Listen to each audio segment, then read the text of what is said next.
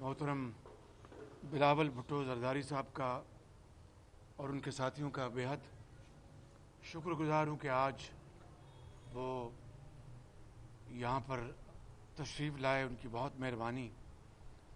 صحت کا بھی انہوں نے دریافت کیا, ان کا بہت شکریہ.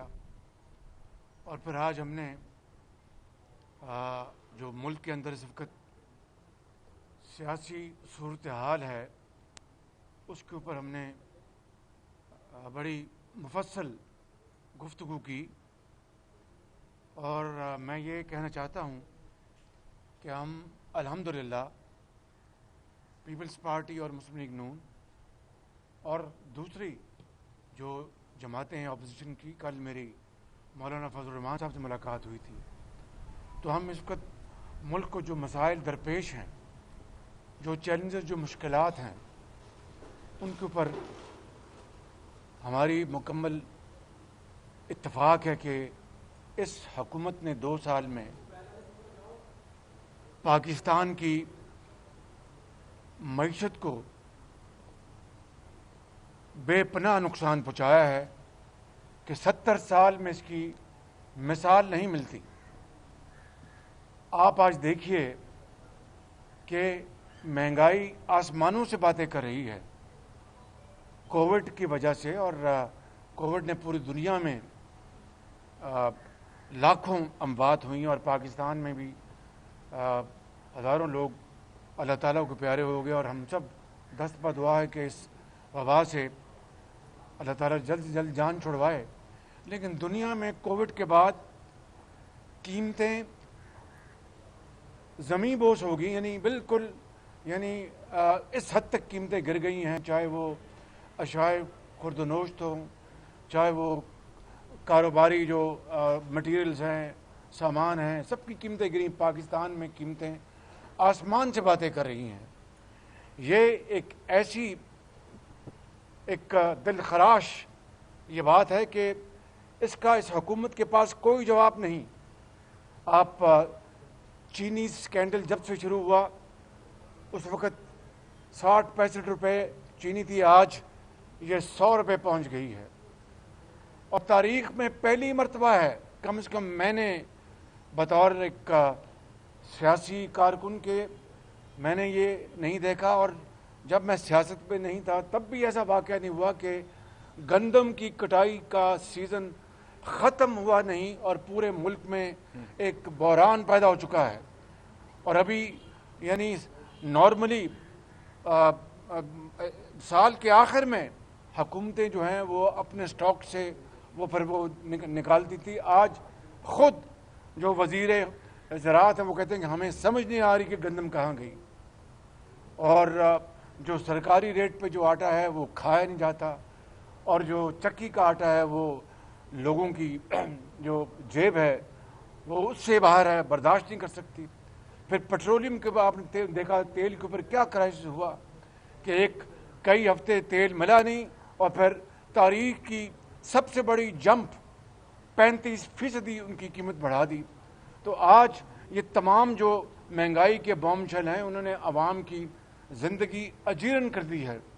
عام آدمی بیچارہ وہ ایک وقت کی روٹی پوری نہیں کر سکتا, اور جسم کو اکٹھا رکھنا اس کے لیے ایک چیلنج بن گیا ہے. تو میں سمجھتا ہوں کہ کہاں ان کے وہ دعوے کہ 50 لاکھ گھر بنائیں گے, کہاں ان کے وہ دعوے کہ 1 کروڑ نوکریاں دیں گے. وہ 1 کروڑ نوکریاں کیا, لاکھوں لوگ جو ہیں وہ اس وقت بے روزگار ہیں. اور جو آپ جانتے ہیں کہ جی ڈی پی جو 2018 میں وہ 5.8 پہ آ چکی تھی, انہوں نے پہلے فجنگ کی اور کہا کہ 3.3 ہے, اور پھر اس کو دوبارہ ان کو مجبوراً اس کو کریکٹ کرنا پڑا اور کہا کہ یہ 1.9 ہے. اس سے آپ اندازہ کر لیں کہ لاکھوں لوگ بے روزگار ہو گئے, کاروبار تباہ ہو گیا, اور کاروباری آدمی اب اتنے یو ٹرنز ہو چکے ہیں کہ وہ اگر یہ عمران خان نیازی ان کو میں سمجھتا ہوں کہ ہر قسم کی یقین دہانی بھی دلائے تو وہ اب سرمایہ کاری کرنے کے لیے تیار نہیں ہے اس حکومت کے اس دوران. یہ ہے خدا داد ملک پاکستان کی اس وقت حالت زار، اور میں سمجھتا ہوں کہ اس انکمپٹنٹ سلیکٹڈ حکومت کہ یہ اب بس کی بات نہیں ہے، بس کی بات نہیں ہے کہ وہ حالات کو سدھار سکے، اور اس لیے یہ ہمیں خوشی سے نہیں، لیکن یہ ایک جو اس وقت ملک کی صورتحال ہے اس کی بنا پر یہ کہنا ضروری ہو گیا ہے کہ عمران خان نیازی کی حکومت مکمل طور پر ناکام ہو چکی ہے، اور مزید اس حکومت کا رہنا اس ملک کے لیے، اس ملک کی معیشت کے لیے، اس ملک کے عوام کے لیے وہ کسی بھی خطرے سے کم نہیں ہے۔ آج ہماری جو بلاول بھٹو زرداری صاحب سے جو گفتگو ہوئی اس پہ ہم مکمل طور پر ہمارا اتفاق ہے کہ عید کے بعد رہبر کمیٹی کی میٹنگ ہوگی، اس میں باقاعدہ جو ایشوز ہیں وہ ڈسکس ہوں گے، تمام جو کمپوننٹ پارٹیز کے وہاں پر جو ریپرزنٹیٹس ہیں، اس کے بعد پھر انشاءاللہ اے پی سی میں وہ ایجنڈا لے کے جائے گا، اور اے پی سی میں پھر انشاءاللہ باقاعدہ ایک پورا اس کا اعلان کیا جائے گا، جو بھی اس بارے میں اسٹریٹجی اور جو ہماری جو سوچ ہے اس کو ہم انشاءاللہ عملی شکل دیں گے۔ میں اب جناب بلاول بھٹو صاحب کو گزارش کروں گا کہ وہ اسٹیج پہ آئیں۔ شکریہ۔ آپ سب کا شکریہ، اور خاص طور پہ جو ہمارا لیڈر آف دی اپوزیشن ہے شہباز شریف صاحب کا ہم بہت ہی شکر گزار ہیں، ہمیں دعوت بھی دیا، چائے بھی پلایا، اور ہم خوش ہیں کہ جہاں تک کووڈ ہے، جہاں تک شہباز شریف صاحب کا صحت ہے، یہ وہ بھی بہتری کی طرف جا رہا ہے۔ یہ پورے پاکستان کے لیے ایک خوشخبری ہے۔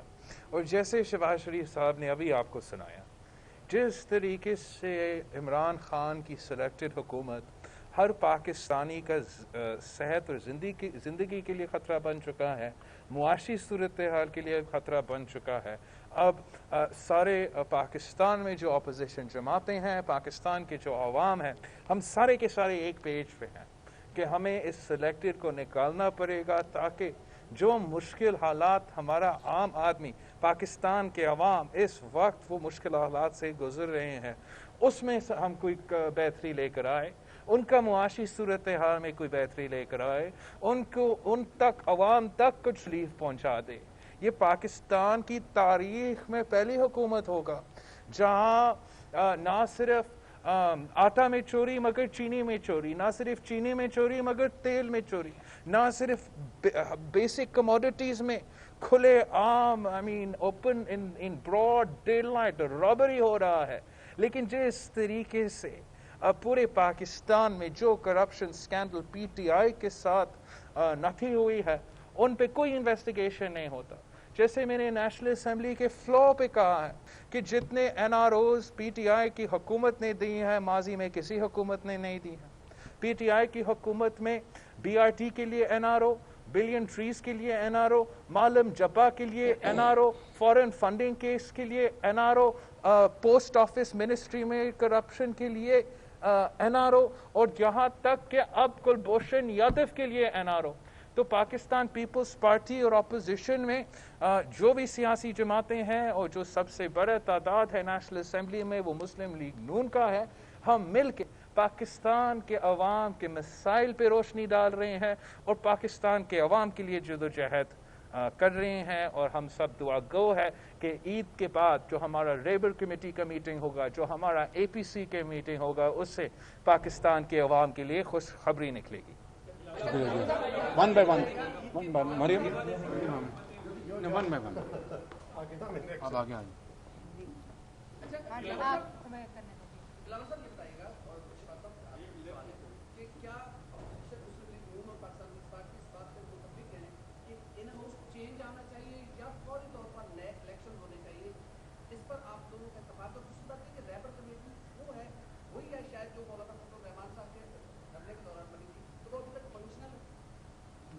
جہاں تک ہمارا ان ہاؤس چینج کی بات ہو یا مڈ ٹرم الیکشنز کی بات ہو، یہ سارے آپشنز میں سمجھتا ہوں مختلف جماعتوں کی طرف سے ہم نے ٹیبل پہ ڈالے ہیں۔ اب یہ جب ہم بیٹھیں گے اے پی سی پہ، اس پہ ہمیں کنسنسس بنانے پڑے گا اور ساری سیاسی جماعتوں کو ایک کنسنسس پہ آنا پڑے گا کہ کس تاش کو ہم اب کھیلنا چاہتے ہیں. جہاں تک رہبر کمیٹی کی بات ہے، یہ دھرنا کی وقت سے نہیں، جب سے یہ حکومت آئی ہے تب سے یہ رہبر کمیٹی بنی، اور جہاں ہمارا اے پی سی ہو رہا ہے، ہم چاہ رہے تھے کہ اس اے پی سی سے پہلے ساری سیاسی جماعتوں کے جو نمائندے ہیں وہ آپس میں مل کے ایک تفصیلی پلان بنا کے تاکہ ہمارا اے پی سی جو ہے وہ زیادہ کمپرومینسو ہو.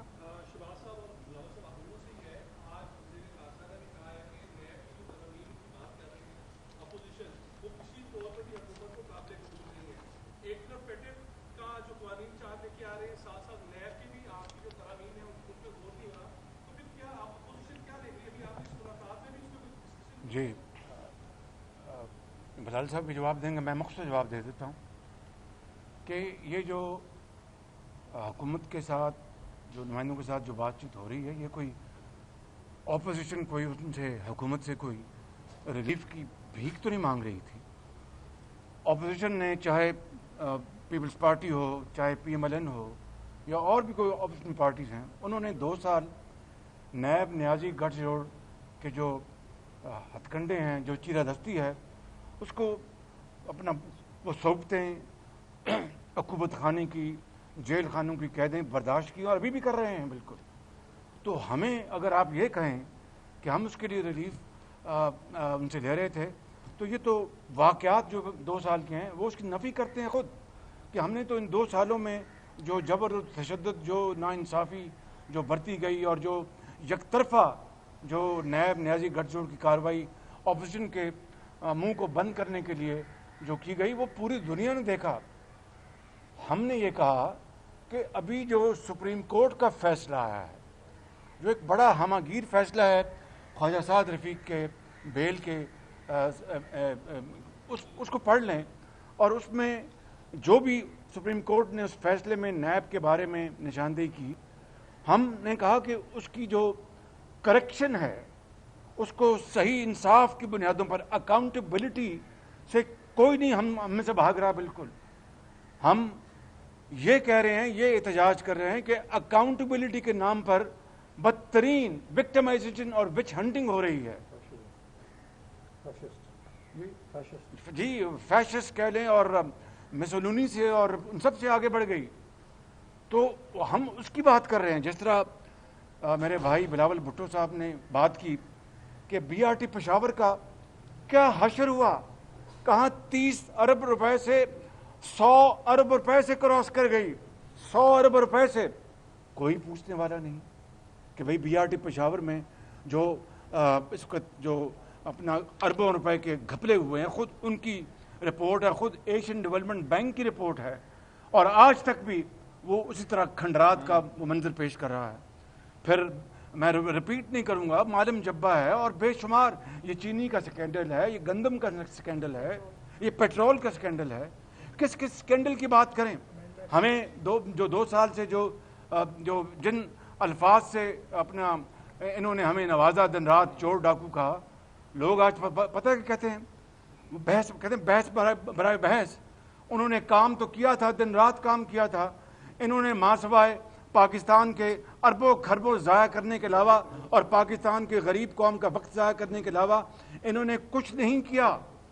یہ ہے نیب کے حوالے سے ہم یہ کہہ رہے ہیں کہ سپریم کورٹ کا جو فیصلہ ہے، اور پھر اسلامی نظریاتی کونسل کا جو ان کا جو پوائنٹ آف ویو ہے، اور پھر جو قانون دانوں کی جو ایسوسیشن بارز ہیں، انہوں نے جو کہا ہے کہ جناب اس کی آپ فل فور اس کو آپ ری وزٹ کریں نیب کے قانون کو، اور اس کا اطلاق اکراس دا بورڈ ہونا چاہیے تاکہ انصاف ہوتا ہوا نظر آئے.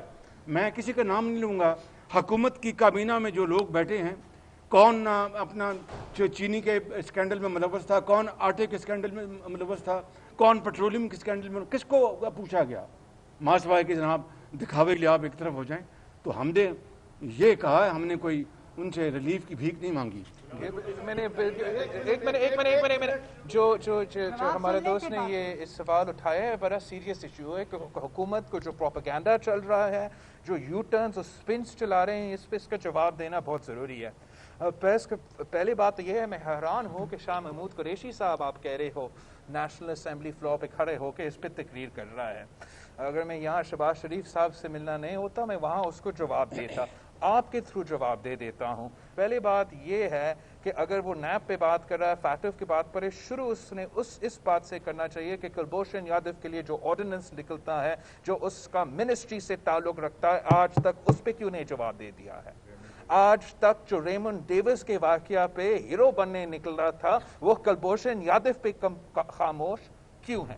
اور دوسرا، جہاں تک نیب کی بات ہے، جہاں تک فیٹف کی بات ہے، اپوزیشن کا موقف کلیئر ہے، کلسٹر کلیئر ہے. ہم پہلے دن سے ایک ہی بات کہہ رہے ہیں.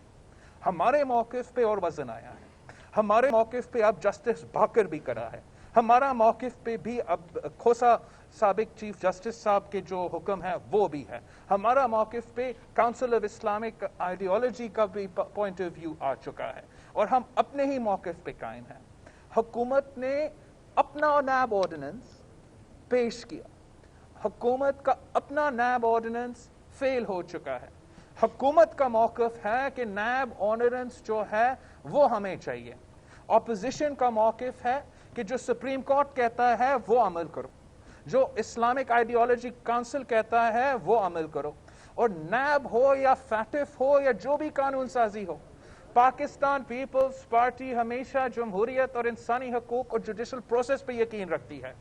تو ہم نہ نیب کو سپورٹ کریں گے نہ ہم فیٹف کو سپورٹ کریں گے اگر وہ پاکستانی عوام کے انسانی حقوق، جمہوری حقوق پر حملہ کرتے ہیں. اس وقت سپریم کورٹ کے ججمنٹ کے مطابق نیب کا جو قانون ہے، نیب کا جو ادارہ ہے وہ کالا قانون ہے. اس میں بہتری لیانا کا ہر پاکستانی کا فوکس، ہر پارلیمنٹری پارٹی کا فوکس ہونا چاہیے. لیکن جہاں تک فیٹف کی بات ہے، وہاں انہوں نے بڑا گیم کھیلا ہے. بیکاز فیٹف ایک بہت امپورٹنٹ ایشو ہے. نیشنل ایکشن پلان کے لیے اور دہشت گردی اور انتہا پسندی کا مقابلہ کرنے کے لیے جتنا قربانی پاکستان کے عوام دیے ہیں، کسی اور ممالک نے نہیں دیا ہے. اور اب یہ حکومت، یہ جماعت جس کا نہ دہشت گردی کا مقابلہ میں کوئی دلچسپی ہے، نہ انتہا پسندی کا مقابلہ کا کوئی دلچسپی ہے، وہ پاکستان کا جو گرے لسٹ ہے، وہ بلیک لسٹ جانے کا خطرہ ہے. ان کا کوئی دلچسپی نہیں ہے کہ پاکستان کو اس مشکلات سے نکالے، پاکستان کی عوام کو کیسے ہم اس مشکل صورتحال سے نکالے. اگر اس کا دلچسپی ہے تو ان کا دلچسپی یہ ہے کہ فیٹف کے نام پہ ہم کیسے عمران خان اور عمران خان کی حکومت مشرف جیسے اور ضیاء الحق جیسے پاورز دلوا دے.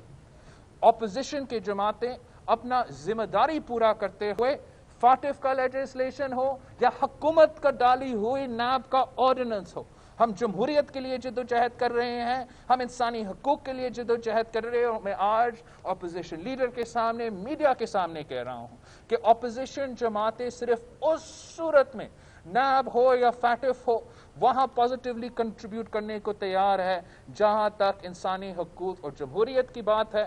حکومت کا جو رویہ ہے کہ وہ سمجھتے ہیں کہ فیٹف کا نام لے کے وہ اپنے آپ کو ضیاء الحق جیسے آمریت اور مشرف جیسے آمریت کا پاورز دلوائیں گے، وہ تو پاکستان پیپلز پارٹی یا مسلم لیگ نواز اجازت نہیں دیں گے. تو جتنا بھی یہ سلیکٹڈ سیاستدان یا ان کے نمائندے میڈیا پہ یہ سپن دینے کی کوشش کر رہے ہیں، آپ ان کا جھوٹ بے نقاب کریں، آپ ان کا جھوٹ بے نقاب کریں. وہ آپ کے حقوق پہ حملے کر رہے ہیں، صرف میرے حقوق پہ حملے نہیں کر رہے. جی عمر، لاسٹ کوشچن.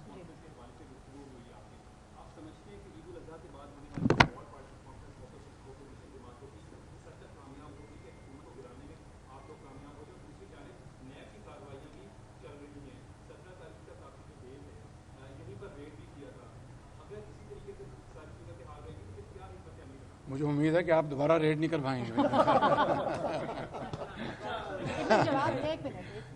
گزارش یہ ہے کہ پاکستان اور عمران خان اکٹھے اب کی چلنے کی کوئی صورتحال ہے. اس لیے میں سمجھتا ہوں کہ جتنی جلدی اس حکومت سے جان چھڑوائی جائے، پاکستان کی بھلائی اور پاکستان کے 22 کروڑ عوام اور غریب عوام، ماؤں اور یتیموں اور بیواؤں کی، اسی میں ان کی عافیت ہے. تفصیل میں جانے کی ضرورت نہیں ہے. इंशाअल्लाह APC पहले जिस तरह बिलावल भुट्टो साहब ने कहा कि पहले हमारी मीटिंग होगी, उसके बाद APC की मीटिंग होगी रहबर कमेटी के बाद, उसमें इंशाअल्लाह एक ठोस प्लान बनेगा और आप देखेंगे कि पाकिस्तान के अवाम की उम्मीदों के की उमंगों के मुताबिक वो प्लान होगा इंशाअल्लाह। एक मिनट जी आपको ऐसे नहीं हो सकता जी ऐसे एक इमरान खान ने धरना दिया था सर आपकी हुकूमत के अंदर और बड़ा कोई ना आपके साथ उसके बाद मौलाना फजल रहमान अकेले गए थे इस्लामाबाद, तो तमाम अपोजिशन जमातें एक हो गई हैं, क्या इस्लामाबाद का रुख करेंगे? देखें ये उन धरनों ने तो पाकिस्तान को तबाह कर दिया था। 7 महीने उन धरनों ने पाकिस्तान की मईशत को तबाह किया और चीन के सदर शी जिनपिंग जो पाकिस्तान तशरीफ़ ला रहे थे, इमरान खान की हटधर्मी ने कि मैं नहीं उठूँगा यहाँ से, और उनका दौरा जो है वो मौखर हो गया। और उसी हवाले से उसी तनासब से जो CPEC का जो प्रोग्राम है वो 7 महीने आगे जा पड़ा। आप अगर 7 महीने पहले अगर वो मुआहदे साइन होते तो पाकिस्तान के साथ कीमती महीने बच सकते थे। तो हम we believe in politics of logic and politics which is in the interest of Pakistan. उसके लिए जो भी तमाम जमातें एक लामल बनाएंगे उसके ऊपर इंशाल्लाह हम अमल पैरा होंगे। और एक बात ज़रूरी है कहने का कि इमरान खान के पास तो पाकिस्तान के अवाम खड़े नहीं थे, और ये बात का सबूत इसमें था कि जब वो धरना देते थे, एहतजाज करते थे, तो अवाम ही नहीं होते थे वहाँ। जब पाकिस्तान के इस वक्त अपोजिशन जमातें हैं, हम बाहर निकलते हैं तो धरना की ज़रूरत ही नहीं होगा, आधा रास्ता में हम पहुँचेंगे, इमरान खान का हुकूमत गिर जाएगा। चलें आप क्या आपको नून लीग की तरफ से कोई यकसुई नजर आ रही है अपने मौके पे? आप पहले भी कहीं ना कहीं यहाँ रहे हैं और आप तरले करते हैं एजुकेशन से, अब कोई यकसुई नजर आ रही है इनकी तरफ से? सर मैं एक तो एतराज़ करता हूँ आपके सवाल पे।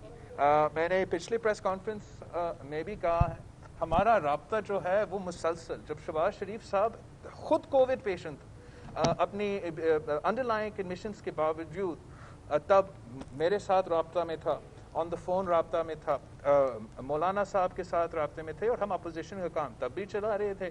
अब शहबाज शरीफ साहब आपके सामने है, सेहतियाब हो गया है, हमारा इनकलाब को लीड करने के लिए तैयार है, और आप देख लेंगे। मगर मैंने कहा कि जो जवां कंधे हैं जिम्मेदारी मैं इनको दूंगा। वो तो हम उठाने को तैयार हैं। हैं।